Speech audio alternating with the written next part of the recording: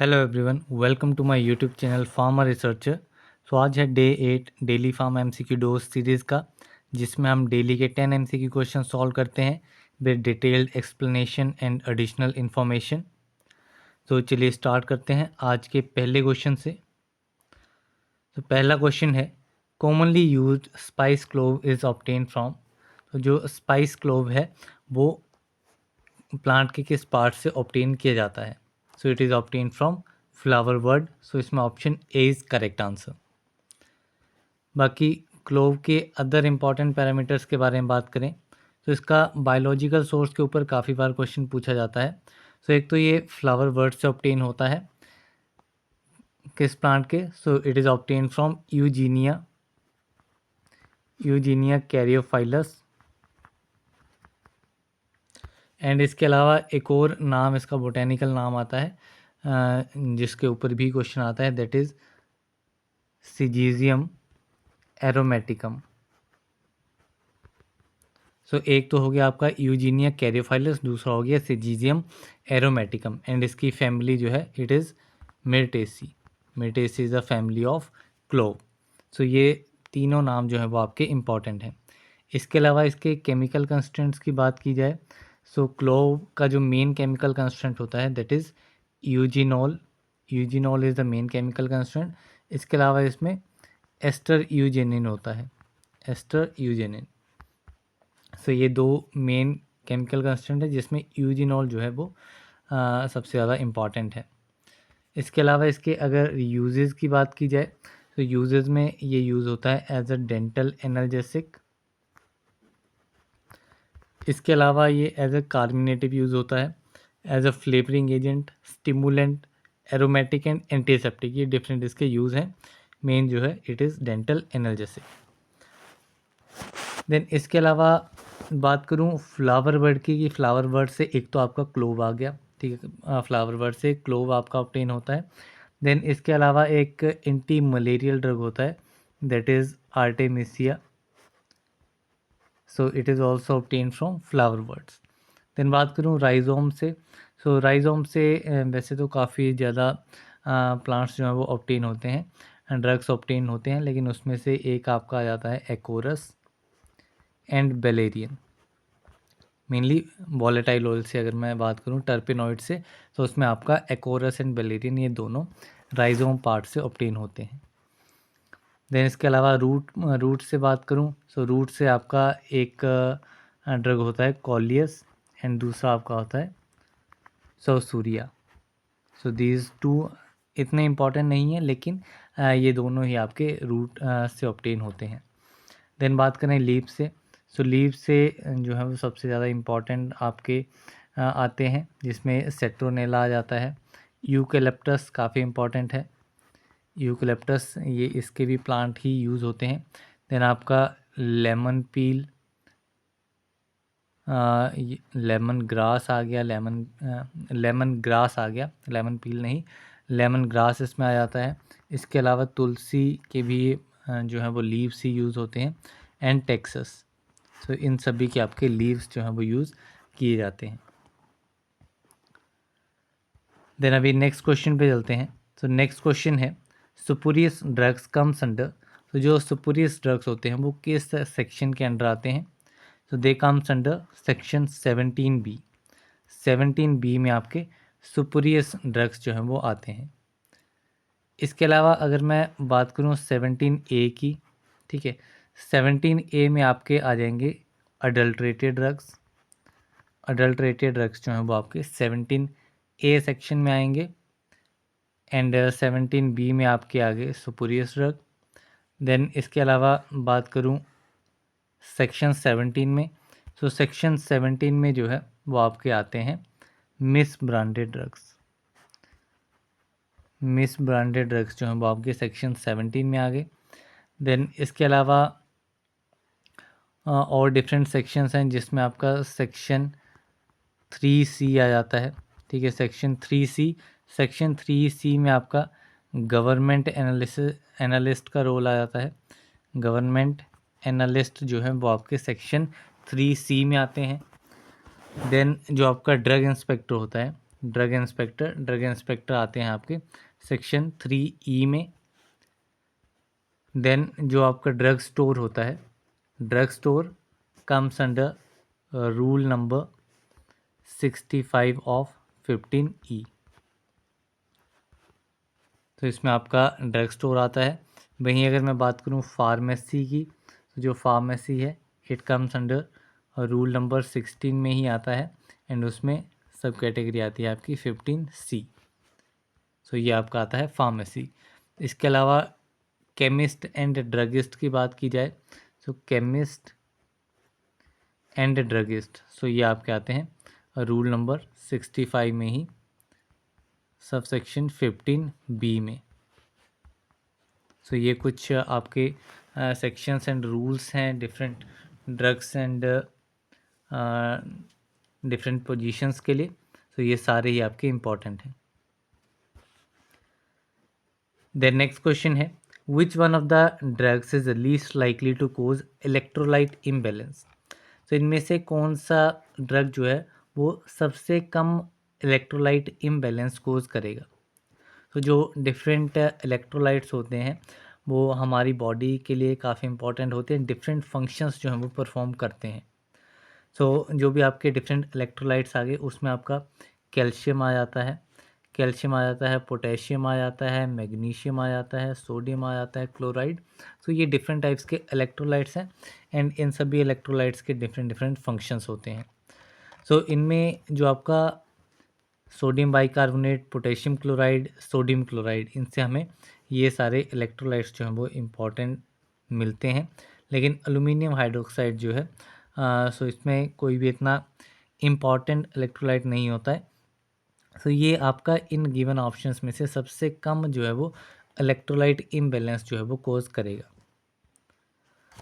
इसके अलावा भी इलेक्ट्रोलाइट्स की ही बात करें, सो जिसमें आपका एक आ जाता है कैल्शियम। कैल्शियम एक काफ़ी इंपॉर्टेंट इलेक्ट्रोलाइट है जो कि आपका मसल कॉन्ट्रैक्शन में हेल्प करता है, नर्व सिग्नलिंग में हेल्प करता है, ब्लड क्लॉटिंग में भी आपने अगर ब्लड क्लॉटिंग का पूरा प्रोसेस देखा होगा तो उसमें भी कैल्शियम जो है वो एक इम्पॉर्टेंट स्टेप में रोल प्ले करता है। तो ब्लड क्लॉटिंग में भी ये यूज़फुल होता है। सेल डिवीज़न में, बोन एंड टीथ फॉर्मेशन में भी कैल्शियम का इम्पॉर्टेंट रोल रहता है। इसकी डोज की बात की जाए तो ये आपको 5 to 5.5 मिली इक्विवेलेंट जो है वो रिक्वायर्ड रहता है पर लीटर। ठीक है, 5 to 5.5 milli equivalent per litre इसकी जो है वो रिक्वायरमेंट रहती है। देन बात करूँ पोटेशियम की, तो जो पोटेशियम है, पोटेशियम आपका ब्लड प्रेशर लेवल्स को स्टेबल रखने के लिए यूज़फुल रहता है, हार्ट कॉन्ट्रैक्शंस को रेगुलेट करता है, एंड मसल फंक्शंस में भी हेल्प करता है, एंड इसकी रिक्वायरमेंट भी 5 to 5.3 milli equivalent per litre रहती है। देन नेक्स्ट इसमें बात करूं इलेक्ट्रोलाइट की, तो इसमें मैग्नीशियम एक काफ़ी इंपॉर्टेंट है जो कि अगेन आपका मसल कॉन्ट्रैक्शन में भी यूज़फुल रहता है, हार्ट रिदम्स में यूज़फुल रहता है, प्रॉपर नर्व फंक्शनिंग के लिए भी ये फंक्शन परफॉर्म करता है, बोन को बिल्ड करने के लिए एंड उसको स्ट्रेंथ प्रोवाइड करने के लिए भी मैग्नीशियम जो है वो काफ़ी इंपॉर्टेंट रोल प्ले करता है, एंग्जाइटी को रिड्यूस करता है, इट रिड्यूसेस एंग्जाइटी, डाइजेशन में भी इम्पॉर्टेंट रोल प्ले करता है। इसके अलावा स्टेबल प्रोटीन फ्लूइड बैलेंस भी ये मेंटेन करता है। इसकी जो रिक्वायरमेंट है that is 1.5 to 2.5 milli equivalent per litre. So जो भी मैंने यहाँ पे आपको वैल्यूज़ बताई हैं ये हो सकता है आपको अलग अलग बुक्स में थोड़ी बहुत वेरिएशन के साथ मिलें या किसी अलग यूनिट में दी गई हो, so that is also possible. Then इसके अलावा नेक्स्ट इलेक्ट्रोलाइट की बात करूँ तो इसमें आपका आ जाएगा सोडियम। ठीक है, सोडियम Na। सो जो सोडियम है वो आपका फ्लूइड बैलेंस को मेंटेन करता है, मसल कॉन्ट्रैक्शन में ज़रूरी होता है, एंड नर्व सिग्नलिंग में भी हेल्प करता है। तो इसमें आपका 136 to 145 milli equivalent per litre इसकी जो है वो रिक्वायरमेंट रहती है। एंड साथ ही मैं बात करूँ क्लोराइड की, तो क्लोराइड जो है वो आपका मेनली फ्लूइड बैलेंस को मेंटेन करता है, एंड इसकी requirement 97 to 107 milli equivalent per litre इसमें रिक्वायरमेंट रहती है। अब इसके बाद अगर मैं मेन इलेक्ट्रोलाइट इम्बैलेंस की बात करूं, ठीक है, इलेक्ट्रोलाइट इम्बैलेंस से होगा क्या, ठीक है। सो जो भी डिफरेंट मैंने आपको यहाँ पे इलेक्ट्रोलाइट्स बताए, उसकी एक पर्टिकुलर रेंज है कि एक पर्टिकुलर रेंज में ही वो होने चाहिए हमारी बॉडी में। अगर वो उस रेंज से ऊपर जाते हैं तो भी इलेक्ट्रोलाइट इम्बैलेंस कोज होगा, और अगर वो उस रेंज से नीचे जाते हैं तो भी इलेक्ट्रोलाइट इम्बैलेंस जो है वो कोज होगा।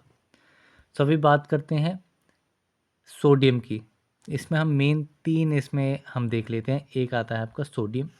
अगर सोडियम जो है वो एक्सेस में जाएगा, so then it will cause hypernatremia. Hypernatremia cause होगा जब आपका सोडियम एक्सेस में मीन्स इंक्रीज हो जाएगा। वहीं अगर डेफिशिएंट में जाएगा sodium, then it will cause hyponatremia. It will cause hyponatremia. So ये 2 कंडीशंस आपको याद रखनी है। नेट्रेमिया आपका सोडियम के केस में होगा, बढ़ जाएगा तो हाइपर, कम हो जाएगा तो हाइपो। देन इसके बाद अगर मैं बात करूँ पोटेशियम की, तो पोटेशियम के केस में क्या रहेगा, अगर पोटेशियम बढ़ जाएगा, ठीक है, एक्सेस अमाउंट में हो जाएगा, then it will cause hyperkalemia. Potassium के केस में क्या रहेगा, हाइपर कैलेमिया। एंड डेफिशिएंट हो जाएगा अगर potassium, so it will be hypokalemia. So ये टर्म कैलेमिया टर्म जो है वो पोटेशियम के केस में आएगी, नेट्रेमिया जो है वो आपकी सोडियम के केस में आएगी। देन बात करते हैं कैल्शियम की। सो जो कैल्शियम है, कैल्शियम अगर एक्सेस में होगा तो सेम हाइपर कंडीशन फॉर्म होगी, हाइपर कैल्सेमिया इसमें कोज हो जाएगा, हाइपर कैल्सेमिया। वहीं अगर डेफिशिएंट हो जाएगा, ठीक है, या कमी आ जाएगी, सो इट इज़ हाइपो कैल्सेमिया। यहाँ पे आपका हो जाएगा हाइपोकैल्सीमिया। तो ये 3 जो मैंने आपको बताए हैं, सोडियम, पोटेशियम एंड कैल्शियम, इन तीनों की डेफिशिएंट एंड एक्सेस अमाउंट में होने की वजह से कौन सा इलेक्ट्रोलाइट इम्बैलेंस कोज होगा, ये भी आपको सारे के सारे नाम जो हैं वो पता होने चाहिए। देन अभी नेक्स्ट क्वेश्चन पे चलते हैं। तो नेक्स्ट क्वेश्चन एक न्यूमेरिकल बेस्ड क्वेश्चन है।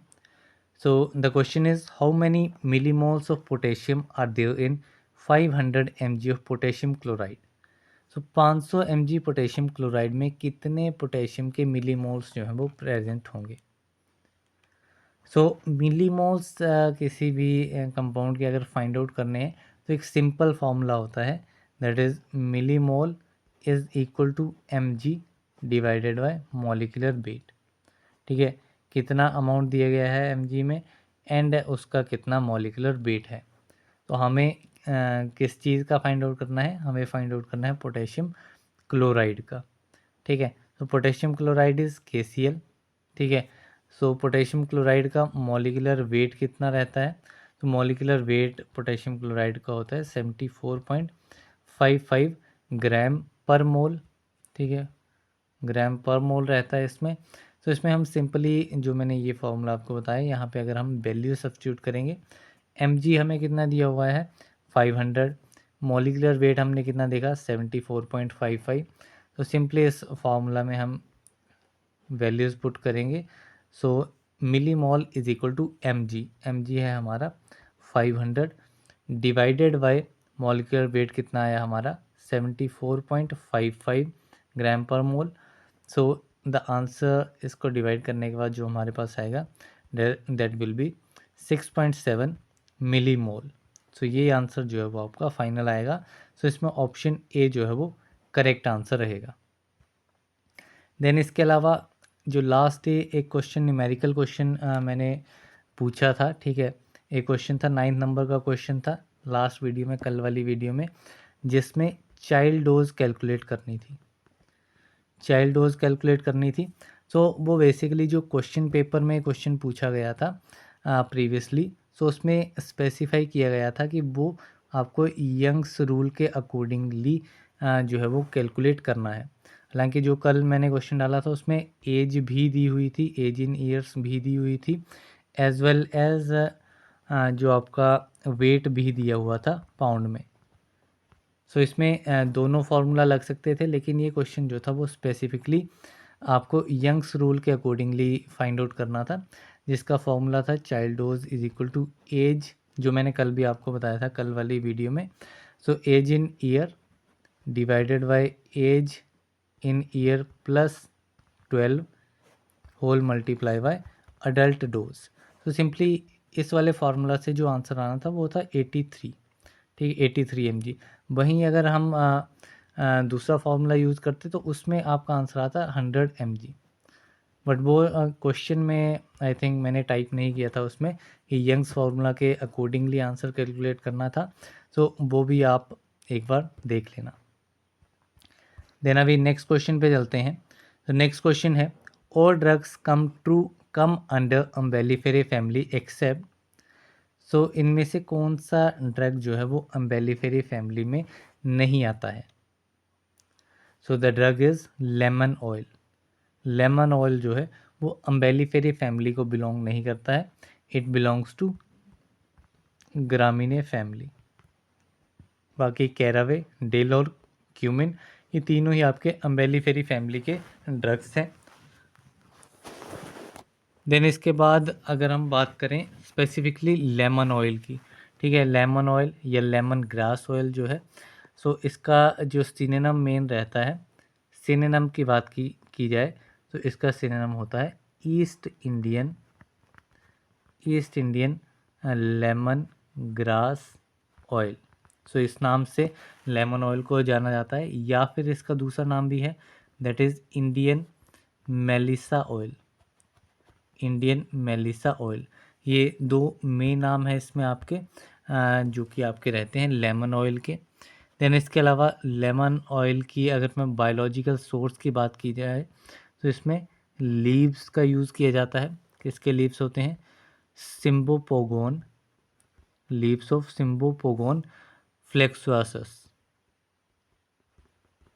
FLEXUASUS। तो ये स्पेलिंग रहती है सिम्बोपोगोन फ्लेक्सुआसस, फैमिली है इसकी ग्रामीने। साथ ही इसके केमिकल कंस्टेंट की बात की जाए तो केमिकल कंस्टेंट में आपका मेन आ जाता है एक सिट्राल, सिट्राल के अलावा नेरोल, सिट्रोनेला, सिट्रोनेला के बाद में मिथाइल हेप्टेनल, मिथाइल हेप्टेनल। तो ये डिफरेंट केमिकल कंस्टेंट है लेमन ऑयल के, एंड इसका जो मेन यूज़ रहता है that is it is used as a flavouring agent. तो ये कुछ इंपॉर्टेंट पॉइंट लेमन ऑयल के बारे में। सो अभी नेक्स्ट क्वेश्चन पे चलते हैं। नेक्स्ट क्वेश्चन है which one of the following drugs has anti inflammatory action. So इनमें से किस ड्रग की एंटी इन्फ्लामेटरी एक्शन होते हैं? सो कोडीन, पैथिडीन, मेथाडोन और मेलॉक्सिकैम। तो ये ड्रग है आपका मेलॉक्सिकैम। मेलॉक्सिकैम जो है वो एक non steroidal anti inflammatory drug है, दैट्स वाई इसका एंटी इन्फ्लामेटरी एक्शन जो है वो रहता है। इसकी स्पेसिफिकली मेलॉक्सिकैम की बात की जाए सो ये एक preferential, it is a preferential Cokes 2 inhibitor, ठीक है, प्रेफरेंशियल कोक्स 2 इनहिबिटर आपका है मेलॉक्सिकैम। तो ये एक इम्पॉर्टेंट पॉइंट है। देन इसके अलावा यहाँ पे अदर जो ड्रग दिए गए हैं उसके बारे में बात करते हैं। तो सबसे पहले आपका आता है कोडीन। तो कोडीन जो है वो एक antitussive, it is antitussive and उसमें भी सब कैटेगरीज की होती है ओपियोइड, एंटीटसिव ओपियोइड है। किस लिए यूज़ किया जाता है? कफ सेंटर सुप्रेसेंट है, it is a cough centre suppressant. Then इसके अलावा कोडीन के एक्टिव मेटाबोलाइट की बात की जाए, कोडीन का एक्टिव मेटाबोलाइट है morphine, active metabolite is morphine. साथ ही कोडीन जो है वो आपका ओपियम, नेचुरली ओपियम से ऑब्टेन होता है, एंड इसे मिथाइल मॉर्फिन भी कहा जाता है, it is also known as methyl morphine. ये काफ़ी इंपॉर्टेंट है, इसके ऊपर मल्टीपल टाइम क्वेश्चन पूछा गया है केमिस्ट्री पॉइंट ऑफ व्यू से कि इसका स्ट्रक्चर, कोडीन का स्ट्रक्चर मॉर्फिन से कैसे डिफरेंट है। तो ये आपका मिथाइल मॉर्फिन होता है, मिथॉक्सी ग्रुप इसमें जो है वो प्रेजेंट रहता है। देन इसके अलावा कोडीन के बारे में एक इम्पॉर्टेंट पॉइंट है कि ऐसे पेशेंट जिसमें C/P2D6 डेफिशिएंसी है, ठीक है, ये एंजाइम डेफिशिएंट है, उस केस में जो कोडीन है वो एनाल्जेसिया इफ़ेक्ट प्रोड्यूस नहीं कर पाता है, क्योंकि जो ये एंजाइम आपका रहता है C/P2D6, ये एंजाइम कोडीन से मॉर्फिन को जनरेट करता है, मीन्स एक्टिव मेटाबोलाइट जो है वो इस एंजाइम की वजह से ही प्रोड्यूस होता है। अगर ये एंजाइम नहीं होगा देन कोडीन जो है वो एनाल्जेसिया इफ़ेक्ट जो है वो प्रोड्यूस नहीं कर पाएगा। तो ये कुछ इंपॉर्टेंट पॉइंट थे कोडीन के बारे में। इसके अलावा पैथिडीन की बात करूं, सो पैथिडीन जो है इसका अदर नाम आता है आपका मीपेरिडिन, ठीक है। पैथिडीन एंड मीपेरिडिन दोनों सेम चीज़ें हैं। ये एक synthetic, it is a synthetic opioid, ठीक है। क्या है ये?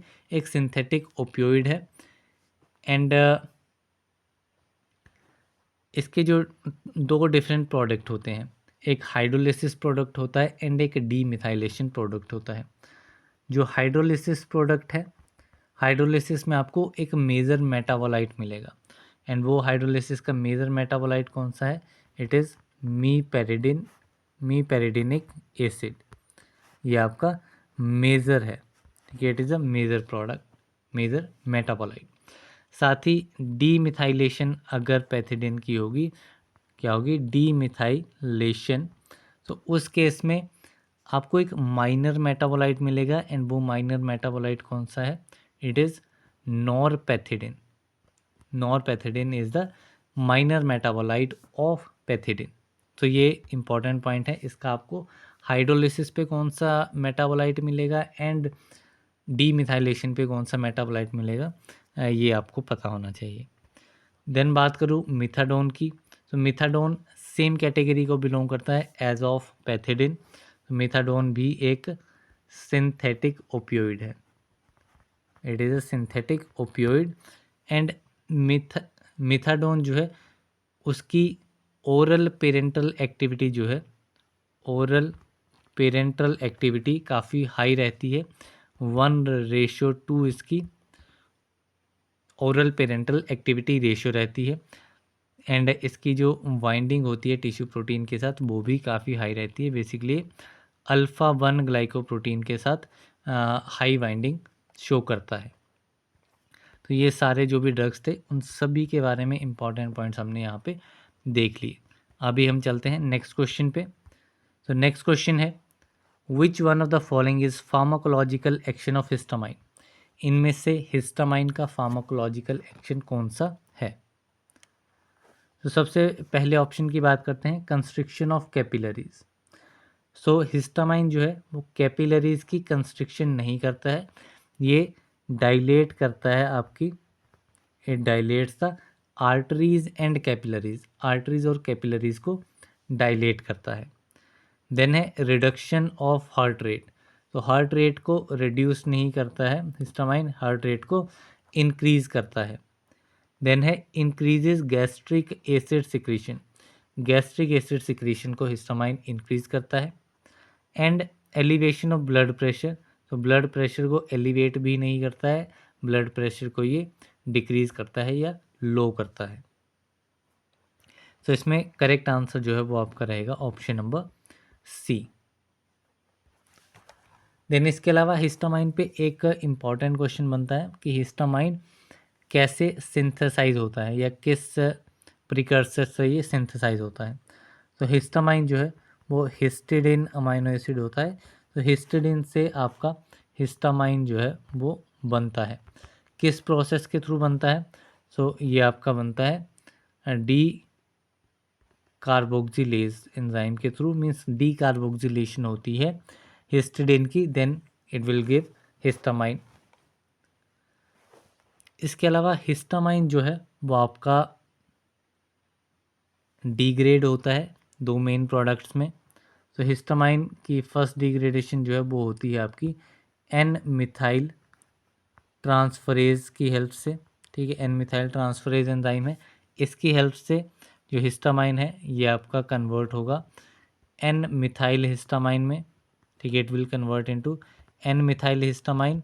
एंड जो एन मिथाइल हिस्टामाइन जो है वो आपका माओ की हेल्प से that is mono amino oxidase, ये आपका कन्वर्ट होगा मिथाइल इमिडाजोल एसिटिक एसिड, इसमें कन्वर्ट होगा मिथाइल इमिडाजोल एसिटिक एसिड। तो ये आपका एक प्रोडक्ट हो गया जो कि N methyl transferase and MAO की वजह से आ रहा है डिग्रेडेशन प्रोडक्ट। दूसरे की बात करें जो कि आपका डिग्रेड होता है डाई अमाइन ऑक्सीडेज की वजह से, ये डिग्रेड होगा डाई अमाइन ऑक्सीडेज की वजह से, जिसमें आपको प्रोडक्ट मिलेगा इमिडाजोल एसिटिक एसिड। ठीक है, सो ये आपके कहाँ से सिंथेसाइज होता है हिस्टामाइन एंड डिग्रेडेशन इसकी कैसे होती है, ये हमने प्रोसेस देख लिया। इसके अलावा एक काफ़ी इम्पॉर्टेंट क्वेश्चन जो है वो हिस्टामाइन से पूछा जाता है, वो है आपका ट्रिपल रिस्पॉन्स के ऊपर। सो जब हिस्टामाइन को इंट्राडर्मली इंजेक्ट किया जाता है, ठीक है, जब इंट्राडर्मली इंजेक्ट किया जाएगा तो उस केस में ट्रिपल रिस्पॉन्स जो है वो ऑब्जर्व होगा। ट्रिपल रिस्पॉन्स किसकी वजह से होता है, इंट्राडर्मली जब हिस्टामाइन को इंजेक्ट किया जाता है, ये क्वेश्चन पूछा गया है कि ट्रिपल रिस्पॉन्स जो है वो किस ड्रग के केस में देखा जाता है। तो ये आपका देखा जाता है हिस्टामाइन के केस में। ट्रिपल रिस्पॉन्स में क्या क्या आता है, टी आर यहाँ पे शॉर्ट फॉर्म में लिख देता हूँ, T R is triple response. तो ट्रिपल रिस्पॉन्स में आपका एक आता है रेड स्पॉट, जो कि बेसिकली इंटेंस कैपिलरी डायलिटेशन की वजह से होता है। दूसरा जो रिस्पॉन्स है दैट इज़ व्हील, जो कि कैपिलरीज एंड वेन्यूल्स से जो फ्लूइड की एक्सुडेशन होती है उसकी वजह से व्हील रिस्पॉन्स जनरेट होता है। एंड तीसरा होता है फ्लेयर। फ्लेयर मीन्स जो भी सराउंडिंग एरिया में जो रेडनेस आ जाती है वो आपका होता है फ्लेयर। ये तीनों नाम आपको पता होने चाहिए। ट्रिपल रिस्पॉन्स का पता होना चाहिए, ट्रिपल रिस्पॉन्स में कौन सी 3 रिस्पॉन्स आपको देखने को मिलते हैं एंड किस केस में होता है। तो ये हिस्टामाइन जब इंट्राडर्मली इंजेक्ट किया जाता है तो उस केस में ट्रिपल रिस्पॉन्स जो है वो देखने को मिलता है। द नेक्स्ट क्वेश्चन है, all the following products used in the treatment of glaucoma are applied topically except. तो यहाँ पे डिफरेंट प्रोडक्ट्स दिए गए हैं जो कि ग्लूकोमा के ट्रीटमेंट में यूज़ होते हैं एंड उन्हें टॉपिकली अप्लाई किया जाता है, लेकिन एक प्रोडक्ट जो है उसे टॉपिकली अप्लाई नहीं किया जाता है। वो कौन सा प्रोडक्ट है? सो इसमें सबसे पहले बात की जाए ज़ेलेंथन की। सो ज़ेलेंथन जो है वो आपका प्रोडक्ट है लेटेनोप्रोस्ट। लेटेनोप्रोस्ट इसको ऑप्थेल्मिक रूट से ही दिया जाता है, मीन्स टॉपिकली ही इसको अप्लाई किया जाता है। एंड ज़ेलेंथन जो है वो आपका लेनेटोप्रोस्ट की ही प्रिपरेशन है, ठीक है, ब्रांड नेम है इसका। देन बात करूँ डायमॉक्स की। सो डायमॉक्स इज एसिटाजोलामाइड। डायमॉक्स क्या है? इट इज़ एसिटाजोलामाइड, जिसको ओरल रूट से दिया जाता है इन डोज 250 mg, आइदर 1 डे दी जाती है या फिर 2 टाइम्स अ डे। सो ये आपका ओरल रूट से दिया जाता है। वहीं बात करूँ ट्रूसॉफ्ट की। तो ट्रूसॉफ्ट जो है वो कौन सा ड्रग रहता है? It is डोरजोलामाइड। डोरजोलामाइड जो है वो आपका ट्रूसॉफ्ट ड्रग रहता है एंड इसको भी टॉपिकली जो है वो अप्लाई किया जाता है। देन आपका आता है टिमोफ्लोल। तो ये नाम से जैसे पता लग रहा है इट इज़ अ टिमोलोल, ठीक है। टिमोफ्लोल जो है वो आपका होता है टिमोलोल, जो कि एक बीटा ब्लॉकर है, ठीक है। तो इसको भी जो है वो टॉपिकली ही अप्लाई किया जाता है। तो इसमें जो आपका ड्रग है डायमॉक्स, जो कि आपका रहता है एसिटाजोलामाइड, जो कि ओरली दिया जाता है। सो ये इस क्वेश्चन का जो है वो करेक्ट आंसर रहेगा। द नेक्स्ट क्वेश्चन है हमारा, next question is which one will show non linear pharmacokinetics. इनमें से कौन सा drug non linear pharmacokinetics show करेगा? तो पहले देखते हैं नॉन लीनियर फार्माकोकाइनेटिक्स क्या होती है। तो नॉन लीनियर फार्माकोकाइनेटिक्स को समझने से पहले हमें पता होना चाहिए कि लीनियर फार्माकोकाइनेटिक्स क्या होती है, ठीक है। सो अगर मैं सिंपली बात करूं लीनियर फार्माकोकाइनेटिक्स की, तो लीनियर फार्माकोकाइनेटिक्स सिंपली आपका फर्स्ट ऑर्डर काइनेटिक्स होती है, जिसमें कि अगर हम ड्रग के अमाउंट को चेंज कर देते हैं या फिर प्लाज्मा ड्रग कंसंट्रेशन चेंज होती है, तो उसकी वजह से जो आपका एडीएमई होता है, that is pharmacokinetics, that is absorption, distribution, metabolism and excretion, वो आपका डायरेक्टली प्रोपोर्शनल होता है डोजेस के। एंड जो भी आपके फार्माकोकाइनेटिक पैरामीटर्स होते हैं, जैसे कि आपका हो गया क्रिएटिनिन क्लियरेंस, ठीक है, या रीनल क्लियरेंस हो गया, या फिर आपका हाफ लाइफ हो गया। सो ये जो भी आपके फार्माकोकाइनेटिक पैरामीटर्स हैं वो चेंज नहीं होंगे, ठीक है। मीन्स आपके डोज को चेंज करने पे अगर आपके फार्माकोकाइनेटिक पैरामीटर्स चेंज नहीं होते हैं तो वो ड्रग जो है वो आपका फर्स्ट ऑर्डर काइनेटिक्स फॉलो करेगा, एंड उसे कहा जाएगा लीनियर फार्माकोकाइनेटिक्स। मीन्स एक लाइन में आपका जो है रिस्पॉन्स आएगा, चाहे आप ड्रग के अमाउंट को बढ़ा दें या कम कर दें, तो वो एक ही लाइन में आपका रिस्पॉन्स जो है वो शो होगा। वहीं कुछ ड्रग ऐसे होते हैं जिनमें अगर डोज को बढ़ा दिया जाए, ठीक है, डोज को बढ़ा दिया जाए या फिर लंबे टाइम तक यूज़ किया जाए, सो उन ड्रग के केस में क्या होगा, जो लीनियर फार्माकोकाइनेटिक्स है वो डोज के बढ़ाने पे फ्लक्चुएट भी हो सकती है, ऊपर भी जा सकती है, ठीक है, या कम भी हो सकती है। तो वो फ्लक्चुएशन आ जाएगी लीनियर फार्माकोकाइनेटिक्स से, कुछ ना कुछ डेविएशन जो है वो देखने को मिलेगी। एंड यही आपकी होती है नॉन लीनियर फार्माकोकाइनेटिक्स, एंड इसे डोज डिपेंडेंट काइनेटिक्स भी कहा जाता है। क्या कहा जाता है? Dose dependent kinetics. तो ये टर्म आपकी काफ़ी इंपॉर्टेंट है। डोज डिपेंडेंट काइनेटिक्स किस केस में होती है? नॉन लीनियर फार्माकोकाइनेटिक्स के केस में। अब क्या क्या कॉजेज़ रहते हैं नॉन लीनियरिटी होने के?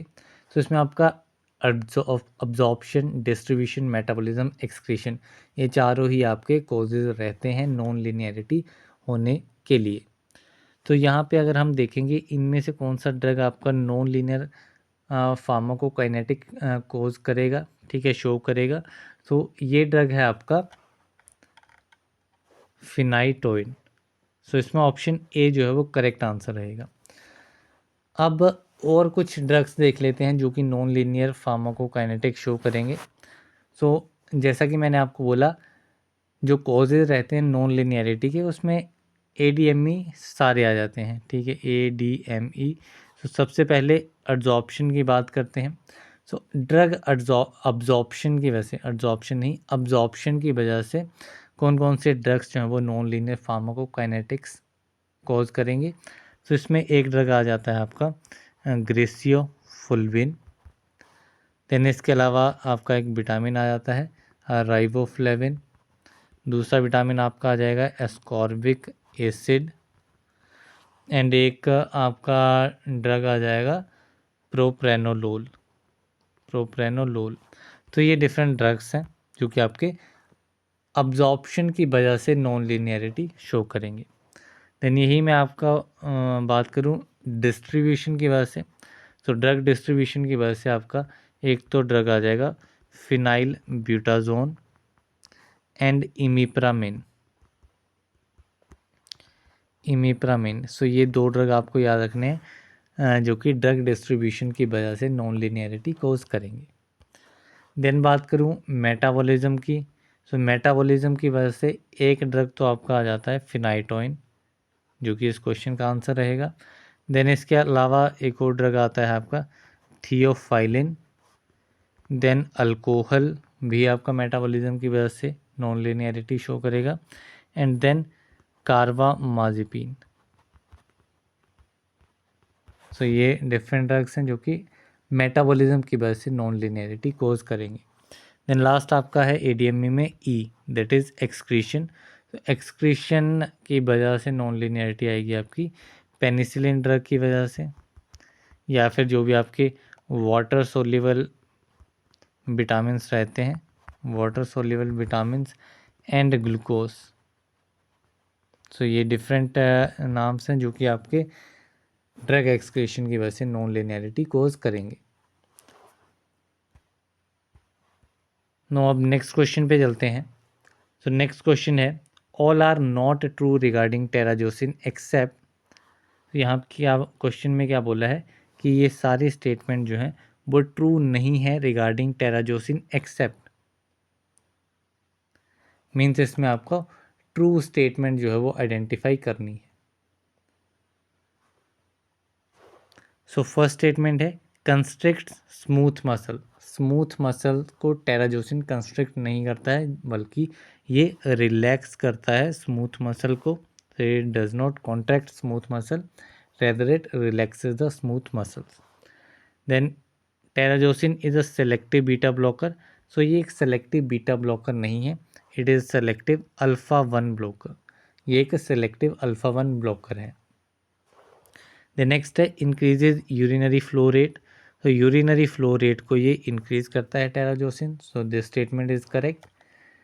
Then is contraindicated in prostate cancer. So ये प्रोस्टेट कैंसर में कॉन्ट्राइंडिकेट नहीं होता है, रेदर जो भी प्रोस्टेट में आपकी मसल्स होती हैं उन मसल्स को ये रिलैक्स करता है, प्रोस्टेट मसल्स को, एंड ब्लैडर को ओपन करता है। ठीक है, ओपनिंग करता है ब्लैडर की।